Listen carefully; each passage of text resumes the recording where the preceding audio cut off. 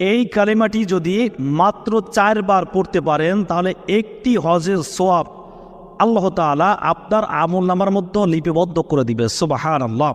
কালেমায়ে তামজিদ, লা ইলাহা ইল্লা আনতা নূরাই ইয়াহদিয়াল্লাহু লিনূরিহি মাইয়াশাউ মুহাম্মাদুর রাসূলুল্লাহি ইমামুল মুরসালিনা খাতামুন নাবিয়্যিন।